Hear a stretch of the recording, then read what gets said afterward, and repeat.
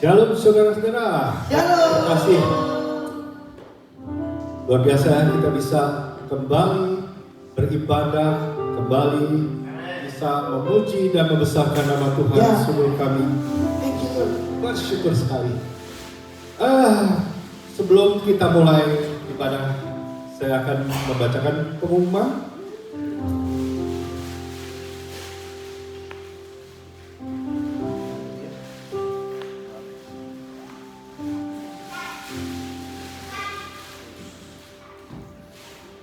Maaf saudara-saudara sebentar ya. Kok menghilang ini? Ya. Pengumuman Komsel diadakan setiap minggu multicultural bersama dengan Pastor Fani.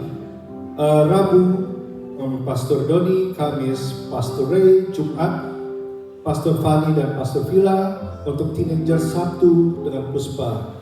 Kami mengundang semua jemaat untuk bergabung di doa syafaat via Zoom oleh Pastor Rose setiap hari Rabu jam 7.30. Ibadah Sabtu setiap bulan yaitu ibadah House of Grace di Sabtu terakhir setiap bulan di Leppington.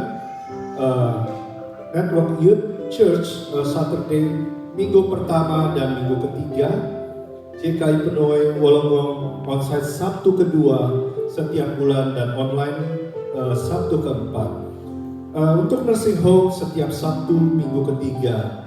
Praise and worship setiap hari Sabtu keempat. Dan kalau saudara butuh untuk informasi lebih lanjut bisa hubungi para pastoral. Mari kita mulai ibadah kita. Kita siapkan hati kita untuk menyembah dan memuji Tuhan. Kita berdoa. Sungguh Bapa, kami bersyukur Tuhan. Kami sekali lagi diberikan kesempatan untuk beribadah. Kami bisa boleh memuji, membesarkan nama-Mu. Sungguh hati kami bersyukur Tuhan. Engkau telah layakkan kami Tuhan. Engkau telah pilih kami Tuhan sebagai hamba-hamba-Mu Tuhan.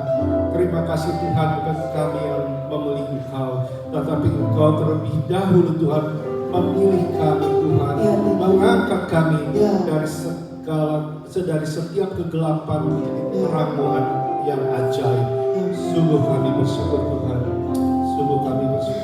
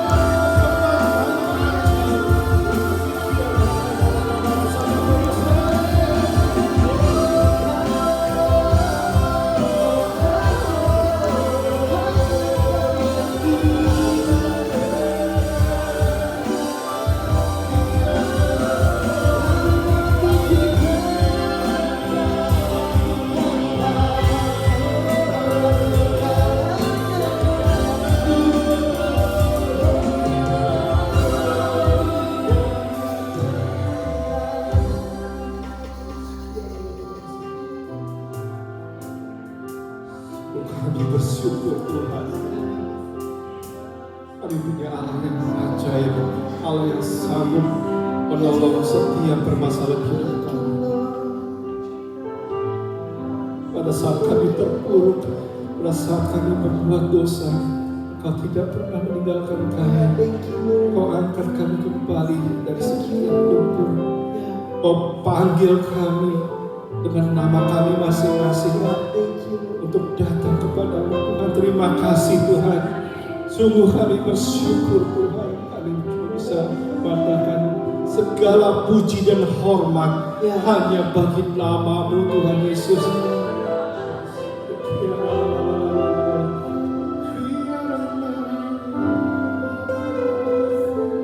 Terima kasih Tuhan. Kami siap untuk memuji dan memuliakan dan besarkan nama-Mu. Haleluya Yesus. Amin. Amin. Mari kita bangkit berdiri. Kalau perlu stretching dulu. Ayo kita stretching dulu. Biar seger, jam-jam segini tuh perlawanan dagingnya kenceng. Ayo, antusias dalam memuji Tuhan, amin. Amin. Siapa kota benteng hidup kita? Yesus. Siapa perlindungan kita? Dia dahsyat, amin. Amin. Mari kita puji Allah dengan dahsyat. Haleluya.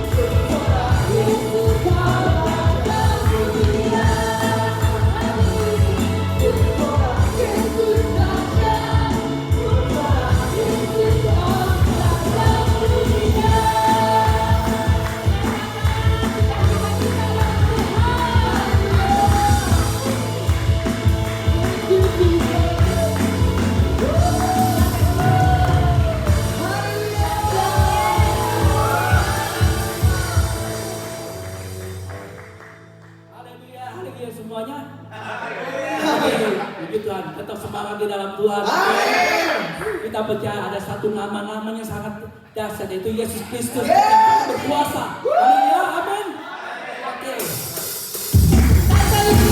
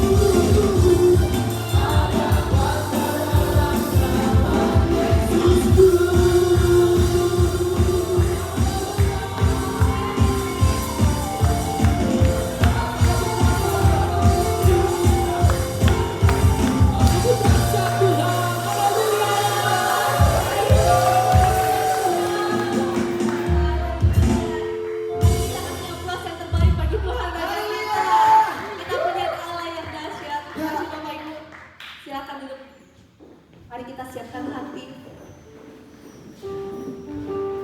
Kita punya Allah yang dahsyat, termasuk termulia. Dengan iman yang benar, kita percaya Tuhan turut bekerja dalam segala hal, mendatangkan kebaikan bagi hidup kami. Walaupun doa kita belum terjawab, kami percaya Tuhan, semua indah pada waktumu Tuhan.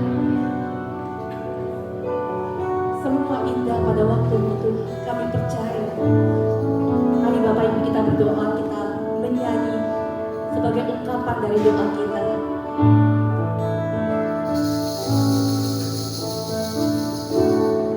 Selalu Tuhan menjawab doa, namun Dia beri yang terbaik di waktu yang tepat. Izinkanlah Tuhan untuk bekerja yang mustahil menjadi mungkin oleh karena percaya. Yesus berjalan lebih dari yang kudoakan. Yesus menjawab lebih dari yang kuharapkan. Dengan caranya di waktu yang tepat. Waktu adalah yang melihat, Dia jadikan semua. Kita nyanyikan dari awal.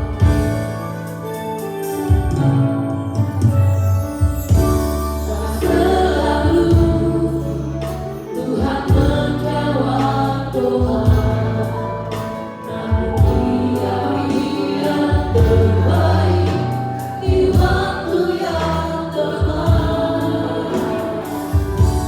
Izinkanlah Tuhan untuk bekerja yang mustahil menjadi mungkin oleh karena percaya.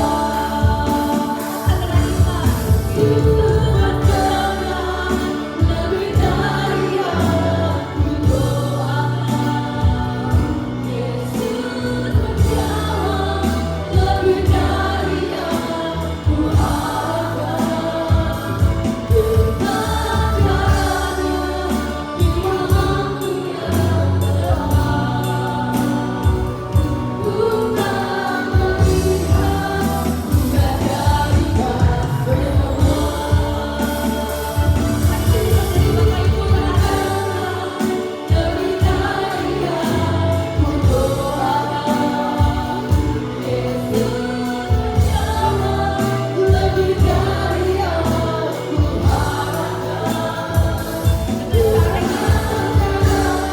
Percayalah waktu yang tepat menjawab doa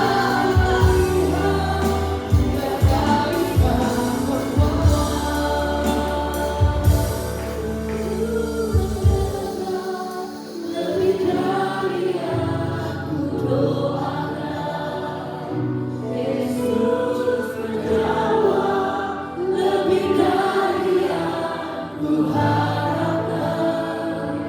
Dengan caranya di waktu yang tepat. Bukan melihat, Dia jadikan semua. Yesus berjalan lebih dari yang kudoakan. Yesus menjawab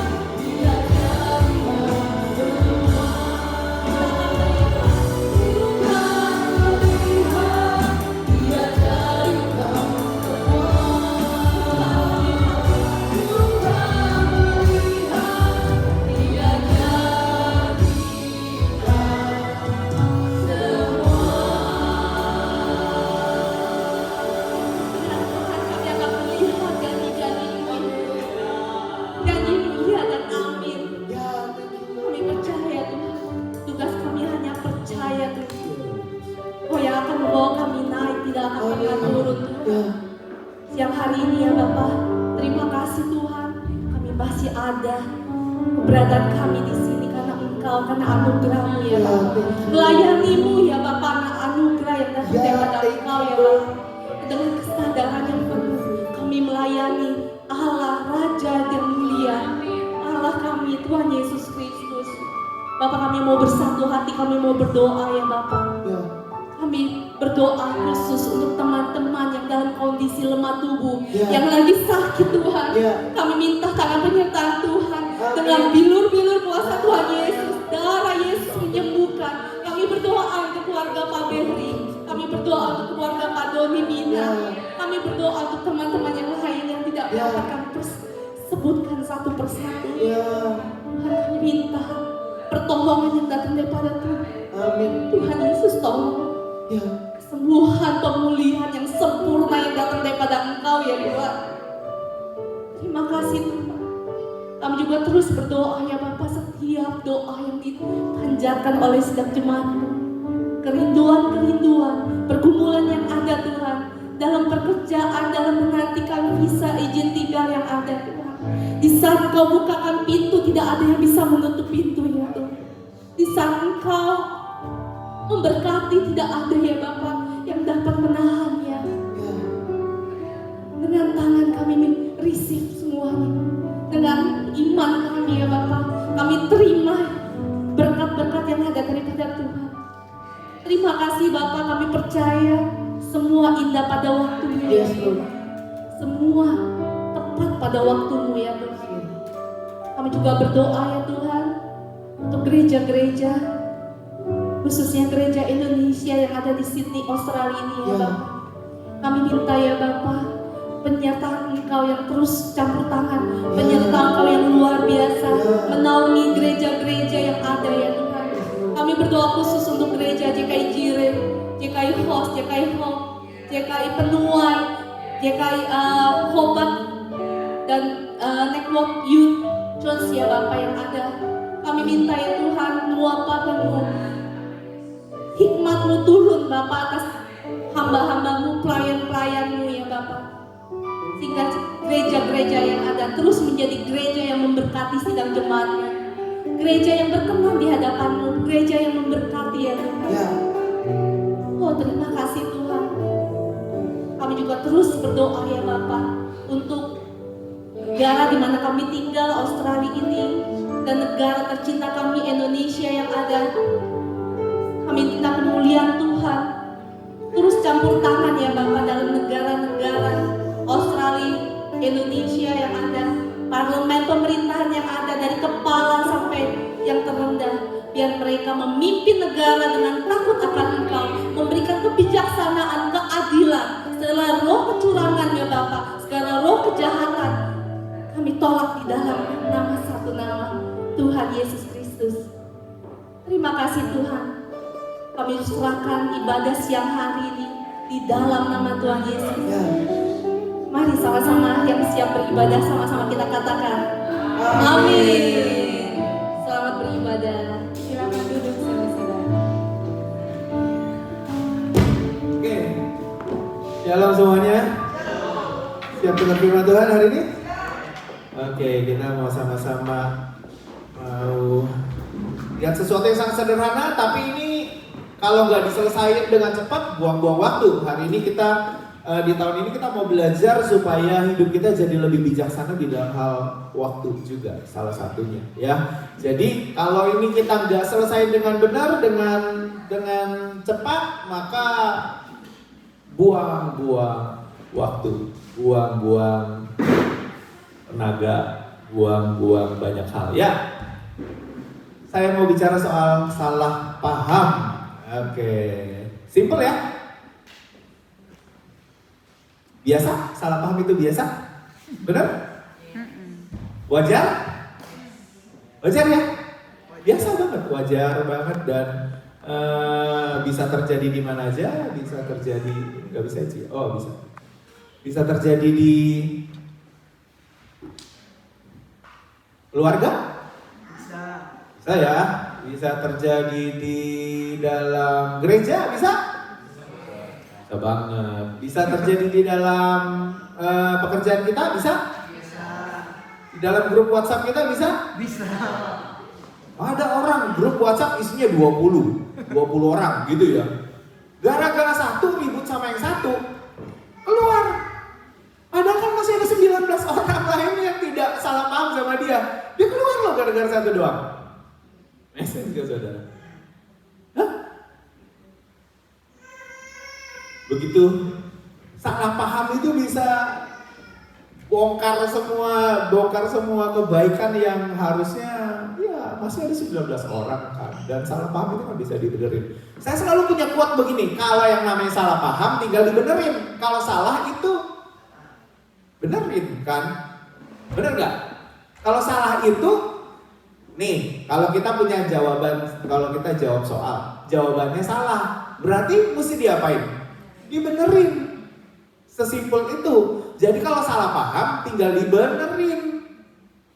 Tinggal dibenerin. Nggak perlu sampai keluar grup. Nggak perlu sampai harus keluar dari kartu keluarga. Nggak perlu harus keluar dari kerjaan. Nggak perlu harus keluar dari gereja.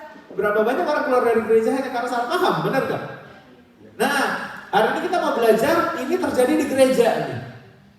Ini dicatat di dalam 1 Samuel 1 ayat 7 sampai 17. Latar belakangnya adalah ketika Hana nggak punya anak. Suaminya Hana yang namanya Elkana itu punya satu istri lagi namanya Penina. Penina ini punya anak dan suka bully Hana karena nggak punya anak, ya. Dan Hana ini kesakitan, sakit hati karena dibully terus, disakitin hatinya terus. Oke, 1 Samuel 1 7 sampai 17. Demikian terjadi dari tahun ke tahun, setiap kali Hana pergi ke rumah Tuhan, Penina menyakiti hati Hana sehingga ia menangis dan tidak mau makan. Lalu Elkana suaminya berkata kepadanya, Hana, mengapa engkau menangis dan mengapa engkau tidak mau makan? Mengapa hatimu sedih? Bukankah aku lebih berharga bagimu daripada 10 anak laki-laki? Pada suatu kali setelah mereka habis makan dan minum di Silo, berdirilah Hana sedang Imam Eli duduk di kursi dekat tiang pintu bait suci Tuhan. Dengan pedih hati ia berdoa kepada Tuhan sambil menangis terseduh. Jadi Hana ini nangis karena dia gak punya anak, dari tahun ke tahun tidak punya anak, dan dari tahun ke tahun juga Penina itu bully Hana, ya. Jadi gak punya anak. Kalau zaman dulu gak punya anak itu sama aja kayak dia gak bisa membanggakan suaminya, sebenarnya begitu. Karena tidak bisa anak laki-laki pada zaman dahulu itu sangat-sangat berharga sekali, ya. Oke, lanjut ya. Nah, ada satu fase yang kita mesti tahu di dalam mengatasi kesalahpahaman adalah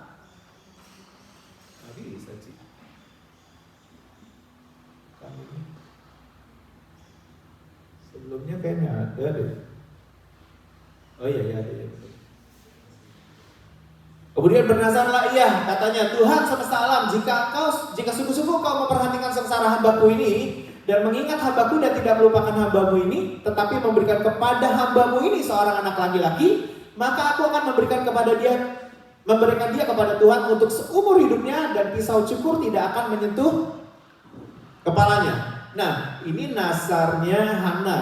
Kalau Tuhan menghendaki aku punya anak laki-laki, maka aku akan memberikan anak ini untuk Tuhan, dan biar Tuhan boleh pakai dia sesuka hati Tuhan, dan dia bilang pisau cukur tidak akan menyentuh kepalanya. Nah, ada satu fase di mana kita mesti melihat kalau terjadi suatu kesalahpahaman, maka kita mesti masuk ke fase ini dulu, fase cari tahu. Coba bilang sama-sama saya, fase cari tahu. Ini kan kira-kira salah pahamnya sudah mulai mau timbul nih ya. Cari tahu dulu, ini benar gak sampai saat ini? Apa nih yang perlu kita ketahui? Hana disakiti, Hana jadi pedih hati, Hana pergi ke bait suci, Hana menangis terseduh-seduh. Itu informasi yang kita dapat, begitu gak? Bener ya? Bener ya? Jadi Hana disakiti, bener gak? Betul. Hana pedih hati, betul gak? Betul. Hana larinya ke bait suci untuk berdoa, bener gak? Bener. Hana menangis terseduh-seduh. Boleh gak menangis di bait suci? Boleh dong. Hana salah gak di sini? Gak. Bener ya? Jadi sampai di saat ini Hana tidak bisa disalahkan karena dia mengerjakan yang benar. Sampai sini oke? Orang benar jangan disalahin dong. Orang udah benar disalahin kan kelewatan. Orang udah benar, Hana jangan disalahin dong karena sampai sini benar. Tapi yang namanya di bait suci ada imam. Namanya imam siapa? Imam Eli. Imam Eli lihat, oh Hana datang. Kok dia nangis-nangis ya? Imam Eli tahu gak dia disakiti? Belum. Imam Eli tahu gak dia pedih hati? Imam Eli tahu gak dia ke bait suci? Tahu, ada kok orangnya. Imam Eli tahu gak dia menangis? Tahu. Imam Eli taunya mulai dari dia, oh di sini. Gitu. Jadi fase cari tahu. Nah, kita lanjut ya. Pembacaan kita tadi 1 sampai 7, 7 sampai 17 tadi. Oh, salah. Ini. Ketika perempuan itu terus-menerus berdoa di hadapan Tuhan, maka Eli, imam itu tadi, mengamat-amati mulut perempuan itu. Dan karena Hana berkata-kata dalam hatinya dan hanya bibirnya saja yang bergerak-gerak, tetapi suaranya tidak kedengaran, maka Eli menyangka perempuan itu mabuk. Nah, udah mulai salah paham gak nih? Udah mulai ya? Tapi kan masih di dalam hati. Hana masih berdoa di dalam hati. Imam Eli masih dalam hati juga kan? Bener ya? Jadi kita harus masuk ke dalam fase yang kedua. Fase yang kedua itu adalah namanya fase cari hipotesis. Kalau hipotesis di dalam skripsi ini bab berapa? Ayo, yang udah lulus skripsi. Bab berapa? Ada yang lulus skripsi? Nggak ada? Sarjananya beli.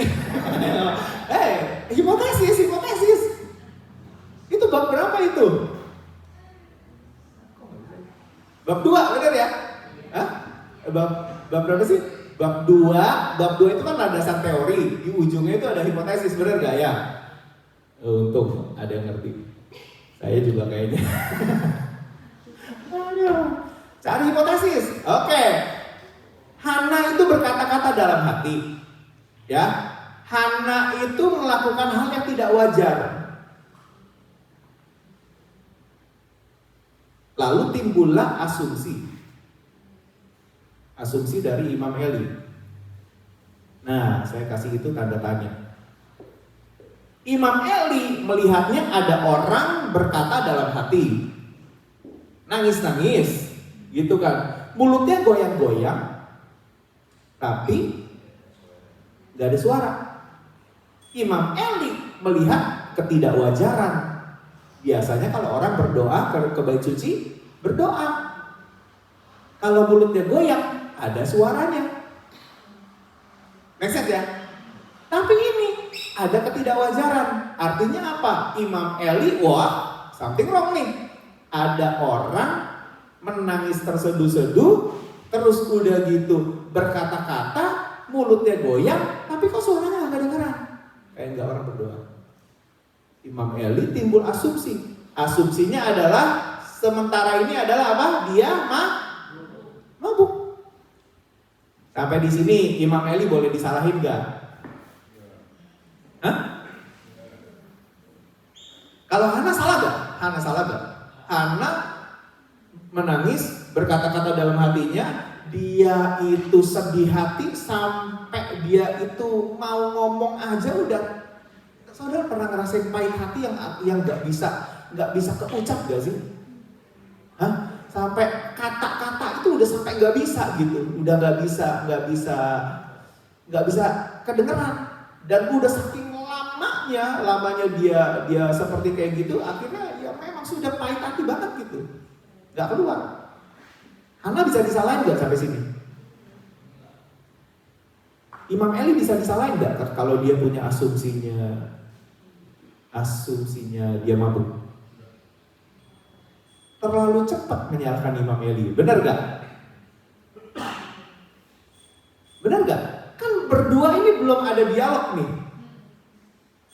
Yang satu udah mikir, wah ini mabuk. Yang satu, ya memang begitulah keadaan aku, karena aku pahit hati nih, karena aku pedih hati. Nah, ini namanya hipotesis sementara, itu adalah dugaan sementara. Sampai di sini belum salah sebenarnya. Cuman ada ketidakwajaran. Mengapa saya merahin itu kotak? Ketidakwajaran. Ayo Puspa, ketidakwajaran bahasa Inggrisnya apa? Wah, abnormal. Abnormal. Benar gak? Ada ketidakwajaran di situ. Jadi boleh dong kalau ketidakwajaran kita berasumsi, boleh gak? Boleh gak? Boleh, asumsi itu boleh loh. Tapi kalau asumsi, step selanjutnya adalah keputusan aku begini. Nah itu yang salah. Terlalu cepat menarik kesimpulan. Terlalu cepat ngejudge. Terlalu cepat menghakimi. Ingat, hipotesis itu baru bab 2. Jangan langsung bab 5 penutup. Kalau kita skripsi mah gagal total. Hipotesis itu berarti langsung begitu, gagal total. Belum beres ini urusan. Baru cari hipotesis. Make sense? Saudara? Jadi jangan langsung di-cut, jangan langsung dihabisin cerita di situ. Ya sudah, kalau dihabisin situ, keluar dari gereja, keluar dari kantor, keluar dari grup, keluar dari kekeluargaan, gitu. Oh, aku ini nggak diurus. Misalnya anak nih, aku nggak diurus. Bapakku ini nggak pernah ngurus aku. Lah, bapaknya kerja dari pagi sampai tengah malam, itu pun nggak cukup keuangannya. Bagaimana mau ngurus? Make sense nggak, saudara? Bapakku nggak mau ngajak aku main. Lah, bapaknya kalau dari pagi pulang sampai rumah sampai malam masih harus beresin kerjaan rumah. Kapan mau main sama anaknya? Make sense gak, saudara? Emak juga sama. Banyak hal yang kita perlu cari tahu, cari hipotesisnya dulu. Ada ketidakwajaran. Kok dari pagi sampai malam rumah masih berantakan ya? Misalnya. Asumsi kita adalah ada ketidakwajaran di sini. Kalau sampai ditanya, kalau sampai lelaki punya asumsi, boleh gak? Wah, apa nih ketidakwajaran yang terjadi? Kok ada di rumah selama 8 jam, 10 jam, 12 jam, tapi kok rumah dalam keadaan begitu? Berarti ada ketidakwajaran. Kalau ditanya, boleh gak? Boleh. Contohnya, hipotesisnya, oh must be something wrong, aku mesti tanya. Dan kalau ditanya udah langsung ngamuk, berarti baru bab 2 udah ngamuk.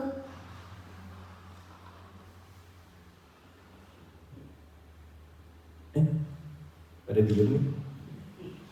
Belum selesai, skripsi belum selesai, baru bab 2 udah main ngamuk aja. Gitu loh. Benar gak? Laki-laki juga sama. Kerja dari pagi, pulang sore, dapat duit berapa, ditanya sama istri dia. Dapat duit berapa? Cepat. Lah, lu kerja dari pagi sampai sore, dapat cuma cepat. Laki ditanya begitu boleh nggak? Boleh. Kenapa? Kan ada ketidakwajaran. Harusnya kan dapatnya 2.000 gitu kan ya? Amin. Tapi kalau dapatnya cepat, ya ditanyakan karena ada ketidakwajaran. Boleh dong ditanya. Benar gak sih? Boleh ya? Ditanya. Oh, nah begitu ditanya, dapat jawaban. Jadi gini, setelah kali kita punya asumsi sampai di situ berarti belum selesai. Baru mulai cari hipotesis. Lanjut ya. 1 Samuel 1 ayat 7 sampai 17 tadi. Lalu kata Eli kepadanya, berapa lama lagi engkau berlaku sebagai orang mabuk? Lepaskanlah dirimu dari mabukmu. Nah, konfront nih. Kalau ada pendeta, saudara lagi berdoa sedih hati, lalu tiba-tiba pendeta bilang, lu mabuk ya? Berapa lama lagi kamu mau mabuk? Keluar gak tuh orang dari gereja? Hah? Pendeta nih, imam nih, keluar gak? Ini yang bikin orang keluar dari gereja. Baru ditanya, udah keluar. Udah tersinggung. Padahal ini cuma salah paham. Keluar dari kantor, keluar dari pekerjaan, keluar dari, padahal baru bab 2. Bener gak sih bab 2? Hipotesis? Hah? Ntar dibully orang sekampung nih. Saudara, Google dah, Google. Bab 2 atau bab 3 sih hipotesis. Aduh. Mesti tanya yang lagi skripsi. Benar gak? Nah ini baru ditanya nih. Ditanya. Ya. Lalu, tetapi Hana menjawab. Kalau ditanya, ya jawab dong. Benar ya? Kalau bapak tuh suka bilang gini, loh pendeta nanya digratisin, Lalu ditanya, ya jawab dong, jangan kabur dari gereja. Benar gak sih? Kan ditanya ya jawab. Tetapi Hana menjawab, bukan tuanku, aku seorang perempuan yang sangat bersusah hati. Anggur atau minuman yang memabukkan tidak aku minum, aku gak minum. Melainkan aku mencurahkan isi hatiku di hadapan Tuhan. Aku berdoa kok. Tapi karena sakit hati ini, susah hati ini, yang aku doakan tuh gak keluar sebagai kata-kata, sehingga itu tidak wajar. Dan maklum kok kalau Imam Eli itu nanya hal yang seperti kayak gitu, maklum kok, aku maklum. Kenapa? Aku juga gak wajar kayak begini. Ada sakit hati ini bikin kelakuan aku jadi gak wajar. Susah hati ini bikin aku jadi gak wajar. Tapi aku tetap mau berdoa, tetap mau datang ke rumah Tuhan. Aku mau berdoa, aku mau curahkan isi hatiku kepada Tuhan. Boleh dong. Benar ya? Jadi kalau ditanya, jangan tersinggung dulu, jawab dulu. Contohnya, laki pulang, oh rumah masih berantakan ya? Kan dia di rumah seharian, misalnya. Tanya, kenapa? Kok masih begini? Dijawab dong, oh tadi 6 jam perut aku sakit. 6 jam itu udah beresin rumah itu harusnya bisa banyak kan? Tapi karena 6 jam perutku sakit, aku jadi nggak bisa beresin rumah nih, gitu. Oh ada ada orang telepon nih, ada teman minta bantuan nih, jadi aku sih pergi 3 jam, jadi nggak keburu nih. Dijawab, kalau ditanya jawab. Kalau ditanya jangan ngamuk. Make sense nggak saudara? Bener ya? Laki juga sama, pergi dari pagi, pulang sampai sore, dapat cuma cepet. Kenapa dapat cuma cepet? Nanya dong. Laki juga jangan ngamuk, karena ditanya. Oh tadi sebenarnya dapatnya 300, cuman kenapa aku 2 biji cepet, jadi potong 200 tadi makannya kelaparan, kalap, makan sampai cepet. Ya kan bisa tinggal dijawab. Bener gak sih? Dia jawab dulu, yang penting dapat dulu, jangan ngamuk dulu, gitu. Boleh gak sih?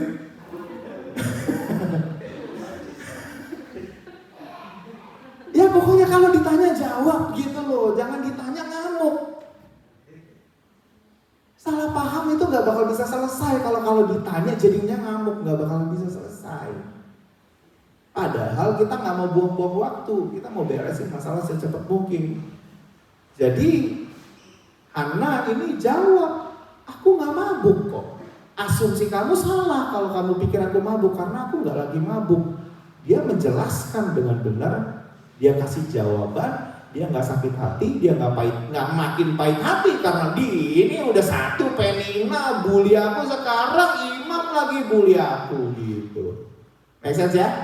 Dia gak jadi tambah pahit hati karena saat itu at that moment dia cuma perlu menjelaskan. Sampai sini oke ya? Lanjut ya. Lalu setelah itu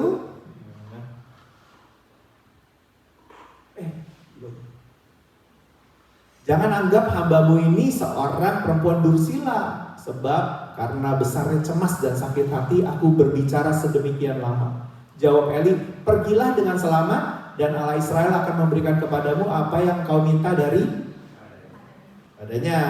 Ada satu lagi ayat. Sesudah itu berkatalah perempuan itu, biarlah hambamu ini mendapat belas kasihan daripadamu. Lalu keluarlah perempuan itu, ia mau makan dan mukanya tidak muram lagi. Jadi saudara, ketika dijawab itu, Imam Eli yang tadinya punya asumsi yang buruk karena ketidakwajaran, dan itu saudara bilang oke dengan itu semua, akhirnya Imam Eli bisa terima jawaban seperti kayak gitu. Jadi ketika ada pertanyaan, dia tolong dijawab. Begitu sudah dijawab, make sense, masuk akal, lanjut ke part selanjutnya, blessing. Setiap kali saya ribut sama Nur itu selalu bilang doain, gitu saudara. Ribut nih, salah paham. Dia datengin saya, dia bilang, udah selesai nih, doain. Terakhir kali saya bercandain, saya bilangnya, Tuhan, ini owe, saya tahu cerita itu gak? Ini owe, tahu gak ya? Tuhan, ini owe. Saya bercandain gitu, saudara. Karena endingnya tuh harus blessing dan wajar lagi. Hana itu abis menjelaskan itu, dia mau makan lagi, wajar lagi, benar gak?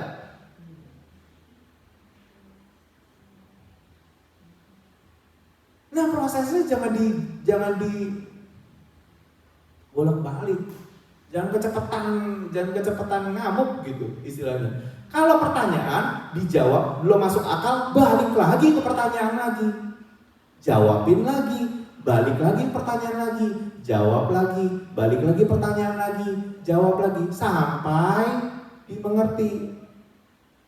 Tadi kan Hana nggak berkata-kata, bener gak?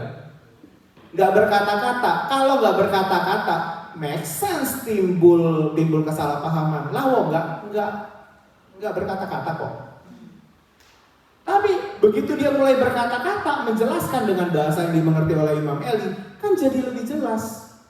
Kalau nggak jelas, ya nanya lagi, jelasin lagi. Nah, untuk jelas dan tidak jelas ada dua tipe orang. Satu, fast learner. Yang kedua, slow learner.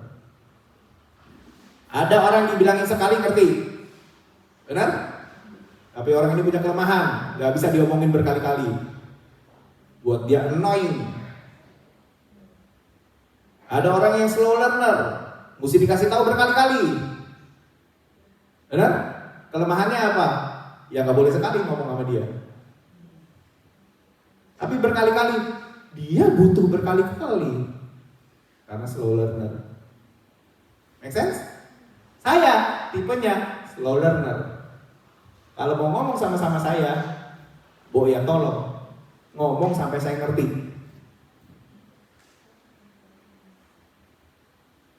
Bisa? Jadi kalau baru sekali saudara ngarepin saya ngerti, I'm slow man, I'm slow.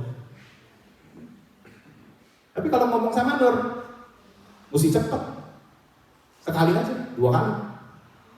Jangan diulang-ulang, kuping panas. Diulang-ulang. Emang begitu modelnya.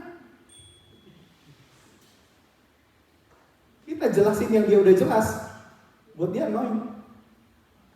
Tapi kalau saudara mau ngejelasin yang saya sudah jelas pun, kamu siap ban. Sampai sini oke ya? Jadi diulang pertanyaan jawab sampai ngerti ya, sampai akhirnya blessing terjadi. Dan wajar lagi dong kalau udah blessing terjadi. Jangan lu diemin lagi 2 hari 3 hari, jangan keluar dari grup, jangan keluar dari pelayanan, jangan, kan udah terjadi blessing nih. Udah dikasih tahu, kasih penjelasan dan sudah mengerti dengan bahasa yang kita bisa ngerti sama-sama. Wajar lagi dong harusnya. Sampai sini oke? Nah, ini yang sering kali terjadi hanya karena salah paham, bisa fatal banget akibatnya. Lanjut ya. Jadi ada beberapa level komunikasi yang kita mesti hati-hati. Yang pertama, bicara baik-baik. Semua orang suka kalau bicara baik-baik. Semua orang suka, happy kalau bicara baik-baik, dijelasin, ngerti. Kalau sekali cuma putar pertanyaan, dijawab, beres. Perkara Hana dan Imam Eli tadi sekali beres karena dijawab beres. Bicara yang perlu penjelasan, bicara naik lagi, bicara dengan argumentasi. Udah ada dua hal yang beda nih. Satu mau ke Snowy Mountain, satu mau ke pantai, misalnya begitu ya kan. Udah perlu berargumentasi. Satu mau pergi jam subuh, satu mau pergi agak siangan kemarin. Mau pergi subuh atau pergi pagi-pagi banget. Nah itu kan sudah mulai ada opini. Satu ini kenapa pergi subuh, kenapa pergi ini. Itu sudah mesti ada ketemu di satu stage gitu kan. Naik lagi, masuknya ke debat harus dibuktikan. Oke, buktiin kalau tadi makan cepet. Ya buktiin, tadi makan sama siapa? Teman, oke, makan sama teman. Ya teleponin, gak apa-apa, itu pembuktian. Gak apa-apa loh itu. Bener gak? Nih tadi makan cepet. Gitu. Oh tadi beli baju $60. Buktiin. Kasih aja lihat. Itu gak apa-apa, orang cari bukti. Itu namanya menguji hipotesa tadi tuh kalau di skripsi. Gak apa-apa itu. Jangan udah kabur, jangan dulu, lu gak percaya gua. Ya apaan tuh model barbar begitu? Bener gak sih? Baru mau diuji. Kan orang boleh dong punya asumsi, orang boleh dong punya dugaan. Kalau mau minta buktinya, ya boleh dong. Oh ini tabel ban 2 nih risitnya. Gitu. Boleh dong, ya kan saling membuktikan. Boleh dong. Masuk lagi, debat panas tuh. Udah debat panas, pembuktian nada makin tinggi. Sampai sini masih boleh gak? Boleh. Saya lihat keluarga-keluarga yang kadang-kadang debat panas perlu ada pembuktian dan nada udah mulai tinggi juga gak apa-apa kok. Bener gak sih? Boleh ya? Lanjut lagi ya? Gak bisa. Boleh taruh gak sih? Debat yang saling menjatuhkan, nah ini kenapa saya bikin merah, nah ini udah mulai gak sehat nih.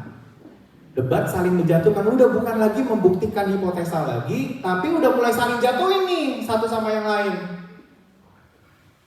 Nah ini yang nyari bukti enggak, tapi mulai menjatuhkan satu dengan yang lain. Udah mulai menghakimi, sudah mulai mengutuk, udah mulai verbal abusive, sudah mulai physical abusive, sudah mulai polisi masuk tuh di situ.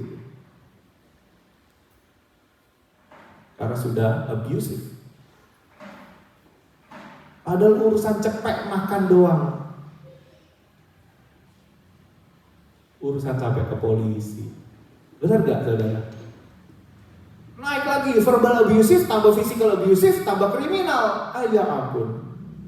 Kalau udah sampai ke sini, saya miris ya. Dalam arti begini, pendeta itu sudah kalah pamornya sama polisi kalau sampai di stage ini. Polisi udah kita mau ngomong apa ke polisi pun, polisi Pak akan ambil keputusannya dia. Make sense gak saudara? Kita mau ngomong jangan Pak, ini gak seperti biasanya dia begini. Tapi polisi lihat enggak, dia udah abuse nih, gak bisa. Ini harus ditindak. Kita mau bela ini juga udah gak bisa. Kenapa? Karena kalau polisi sudah terlibat, kita mesti ngikutin polisi maunya apa. Kita diajarin safe church. Semua pastoral di sini belajar safe church. Jadi kalau sudah masuk ke ranah abusive, physical abusive, verbal abusive, apalagi kalau ada pengancaman, apalagi kalau udah ada tindak kriminal di situ, kita udah nggak bisa ngapa-ngapain. Dan bayangin kalau cuma salah paham, tapi ujungnya seperti kayak begini, wah repot banget. Makanya, kalau mau main ya, main itu main yang di bawah situ aja tadi tuh. Sampai debat panas boleh lah. Jangan masuk ke yang menjatuhkan, menghakimi, mengutuk, verbal abusive, physical abusive, apalagi main pakai senjata tajam, ngancam sana, ngancam sini. Waduh. Ada seorang lelaki bilang sama saya, dulu cara saya berantem itu parah ya pada saya. Setiap kali dia sama istrinya berantem, pisau selalu diambil.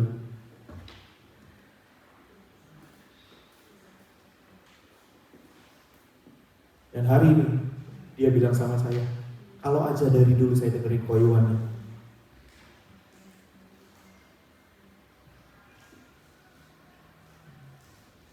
Yang namanya salah paham, tinggal dibenerin pahamnya.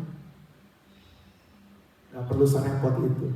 Kalau perlu pembuktian, buktikan tolong. Kalau perlu jawaban, tanya, dijawab. Gak bisa ngamuk.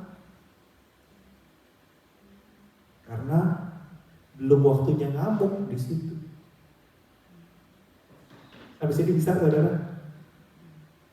Saya pernah diginiin orang dulu. Lagi nguber.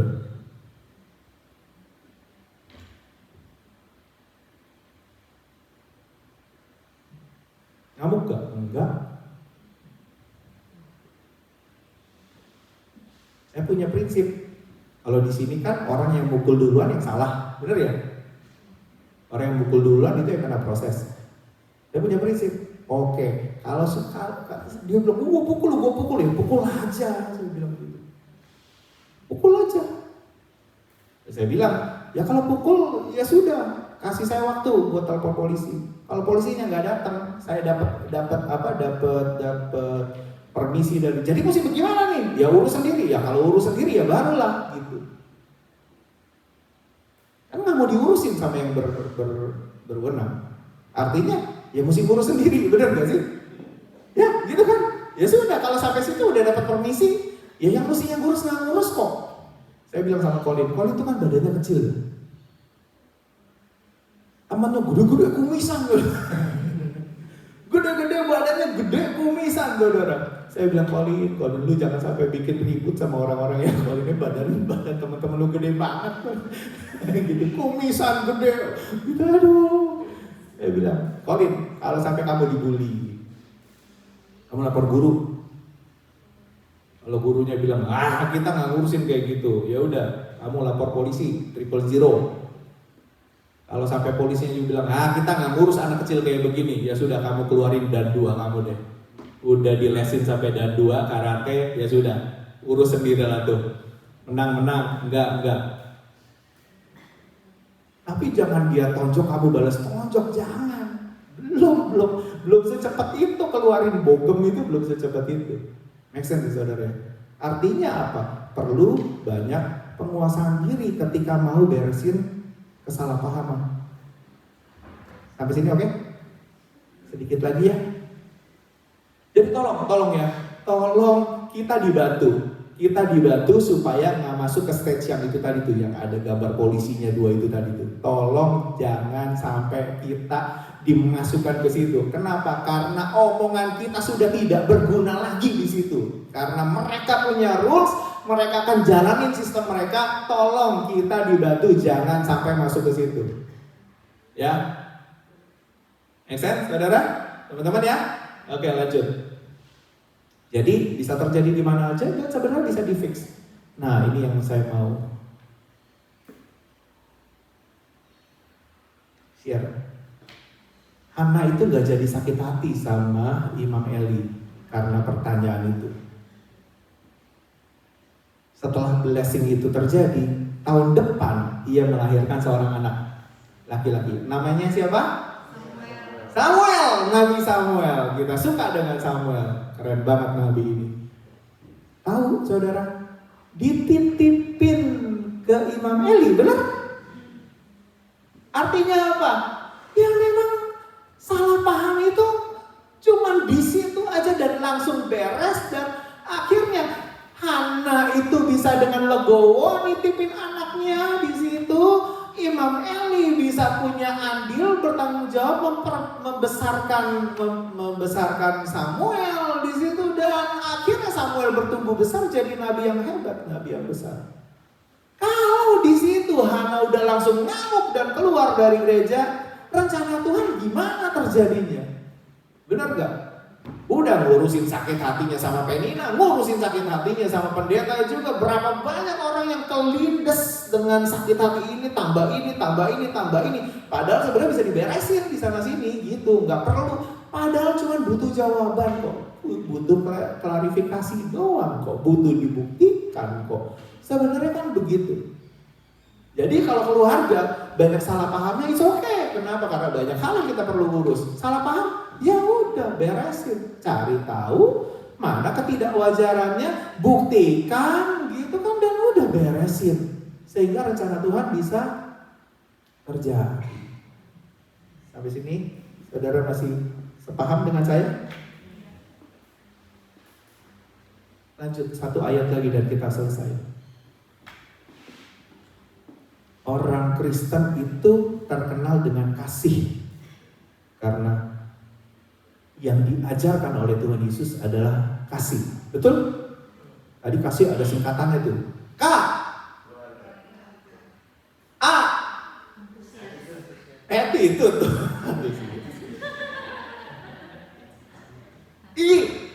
Salah, S, I, H. Oh, ternyata ada akronimnya. Saudara, kasih. Saudara lihat ini ya. Kasih itu bla bla bla bla bla bla bla. Oke, kasih itu sabar. Paling bawah, kasih itu sabar menanggung segala sesuatu. Di depannya sabar, di ujungnya sabar. Artinya apa? Nggak mungkin jadi orang Kristen tidak sabar, itu tidak mungkin. Jadi orang Kristen harusnya tidak cepat-cepat keluar dari masalah. Baru bab 2 udah langsung ngamuk, itu nggak Kristen itu namanya.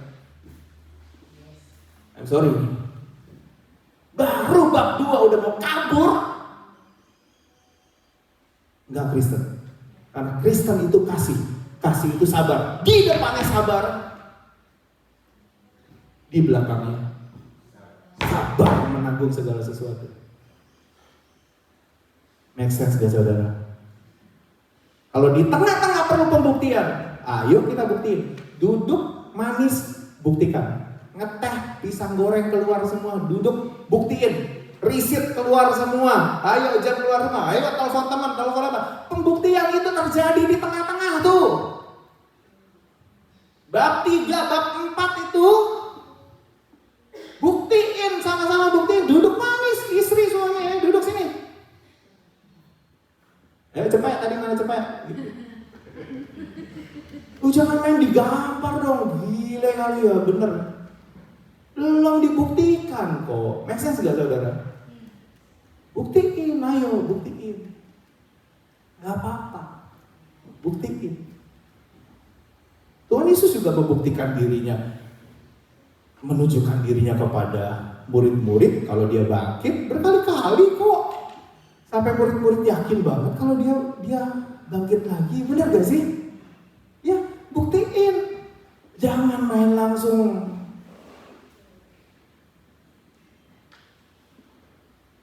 Nah, saya berharap masing-masing orang pegang kasih itu. Karena kasih itu sabar. Mulainya sabar, akhirnya sabar. Di tengah-tengah, ya bermurah hatilah, tidak cemburu lah. Oh tadi kenapa cepet? Oh Cepek itu makan sama teman-teman. Ada perempuannya nggak? Ada satu sih. Siapa yang bayar? Ya gue yang bayar sih. Ya udah nggak apa-apa Cepek. Ya sudah. Oke, perlu dicemburuin nggak? Oh enggak. Bener nih nggak perlu dicemburuin? Oh enggak kok. Ini cuma temen, dia juga bawa pacarnya kok.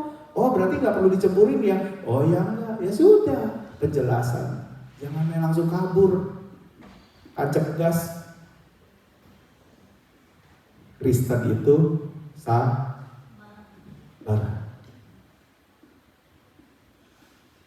Pengikut Kristus itu sabar. Sampai sini oke? Harusnya kalau 10 orang diludahin, 10 orang diludahin, yang paling belakangan ngamuk, kan?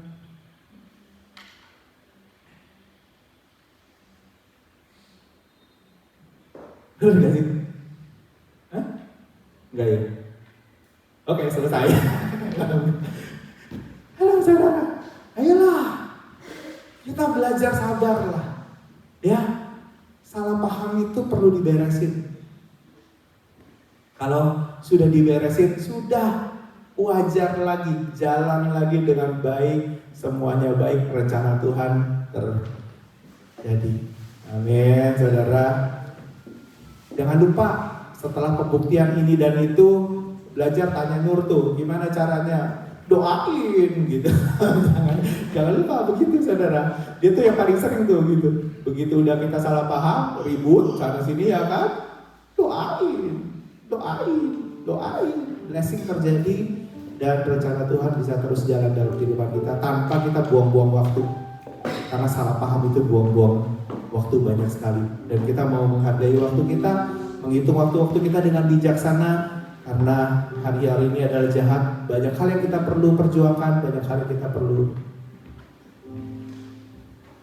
perbaiki dalam hidup ini, dan itu butuh waktu semua. Amin, saudara. Kita juga mau berjamur kudus, dan kita minta Om Yong sama Yohanes sebelum lupa. Kalau enggak nanti perlu yang kedua kali. Oh iya, saya sudah lama tidak khotbah. Dulu saya pernah ditegur Tuhan. Tuhan bilang, aku udah mau datang. Kamu kurang banyak kasih statement bahwa Tuhan itu mau datang. Ya awal-awal saya bilang gitu. Jadi 1, 2, 3. Saudara juga udah lupa ya. Sisa-sisa langsung Tuhan tuh mau datang segera, dan ayolah kita jaga hati baik-baik, mawas diri baik-baik, yang sabar ya, sabar. Yuk minta Om Yong sama Yohanes boleh tolong. Yohanes sama Om Yong yang berdoa di situ boleh. Nanti setelah itu bagikan ku kagum hormat akan kau gigi. Ketinggian nih buat F. Kagum hormat akan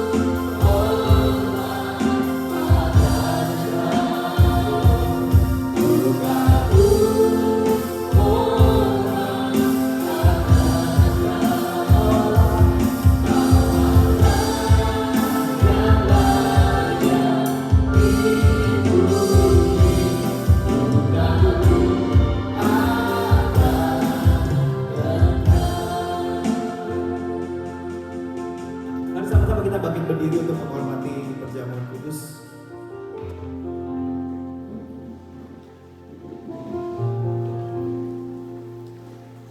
Semua sudah dapat?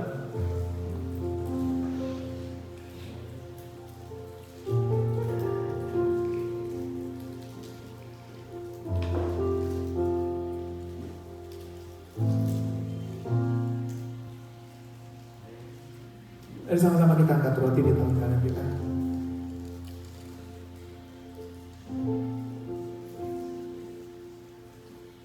Nah, kita berkata sebab apa yang telah kuteruskan kepadamu telah aku terima dari Tuhan, yaitu bahwa Tuhan Yesus pada malam waktu ia diserahkan mengambil roti, dan sesudah itu ia mengucap syukur atasnya, ia memecah-mecahkannya dan berkata, inilah tubuhku yang diserahkan bagi kamu, perbuatlah ini menjadi peringatan akan aku. Mari sama-sama kita makan di dalam nama Tuhan Yesus Kristus.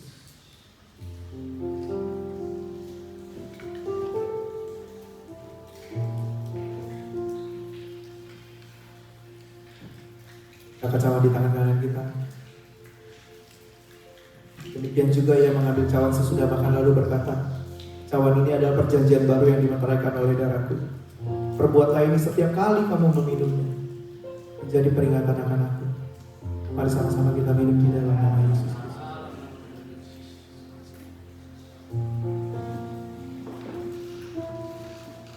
Terima kasih Tuhan buat tubuh dan darah-Mu Tuhan yang terpecah bagi kami semua Tuhan.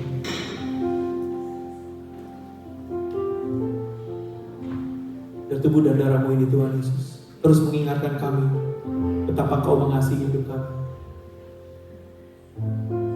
Dan kami juga mau hidup memiliki kasih-Mu dan memberikan kasih itu Tuhan pada keluarga kami, kepada teman-teman kerja kami,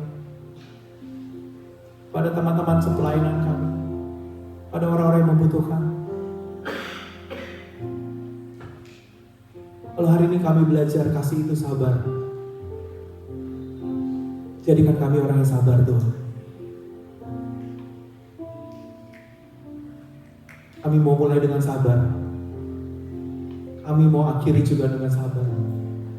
Sabar di dalam menanggung segala sesuatu. Kalau ada sesuatu hal yang harus kami pikirkan, tanggung, atau harus kami angkat beban ini, ajar kami Tuhan untuk sabar menanggung segala sesuatu.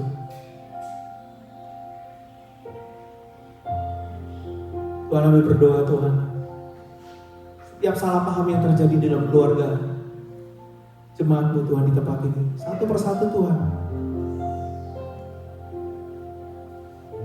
Kau bereskan Tuhan. Kau terlibat Tuhan. Satu persatu yang jadi biang kerok yang selalu jadi masalah dalam keluarga, beresin satu-satu, benahin satu-satu. Entah itu ngurus anak, entah itu ngurus rumah tangga, entah itu soal pekerjaan, entah soal finansial, entah soal bagi waktu, entah soal bagi uang. Apapun itu, beresin satu persatu. Cari tahu, cari hipotesanya. Kalau perlu dapat jawaban, tanya dong. Jawab dong. Ngomong yang baik-baik. Buktikan. Libatkan Tuhan di dalam setiap rencana.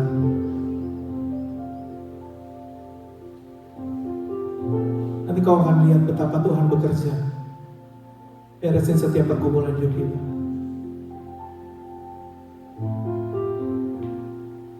Dan hal yang tadinya begitu menjadi biang dari masalah marah-marah itu, akhirnya bisa terselesaikan dengan baik. Dan kita bisa fokus lagi untuk melayani Tuhan.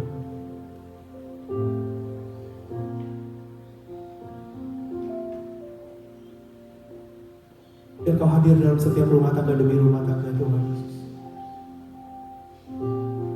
Pimpin kami. Arahkan kami Tuhan kepada firman-Mu. Karena firman-Mu itu Tuhan yang terus menerangi hidup kami dan jalan kami. Terpuji nama-Mu di dalam nama Tuhan Yesus Kristus. Kami semua mengucap syukur.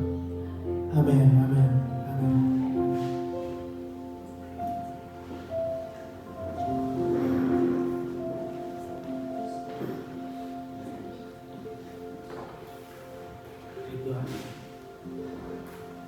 Halo, ya.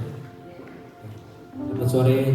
Hari ini kita siapkan hati dan mau siapkan syukur kita pada Tuhan. Sebelumnya kita berdoa bersama. Bapa kami yang di surga, kami mengucap syukur Tuhan pada sepanjang minggu ini Tuhan, Engkau telah memberikan kami berkat begitu melimpah Tuhan pada kami semua Tuhan. Dan juga kami juga berdoa. Terima kasih Tuhan juga kami Tuhan menerima firman-Mu ya Tuhan pada sore hari ini Tuhan. Terima kasih Tuhan Kau telah mengingatkan kami untuk lebih lagi supaya tidak salah paham Tuhan. Terima kasih ya Tuhan, terima kasih ya firman-Mu yang sangat menguatkan Tuhan. Terima kasih ya Tuhan juga untuk Pastor Iwan Tuhan. Berkati juga pelayanannya Tuhan. Bentar lagi kami akan memberi persembahan syukur kami Tuhan. Kami akan memberikan persembahan syukur dengan penuh ucapan syukur. Hanya di dalam nama Tuhan Yesus Kristus kami berdoa. Haleluya. Amin. Kita bangkit berdiri sama-sama.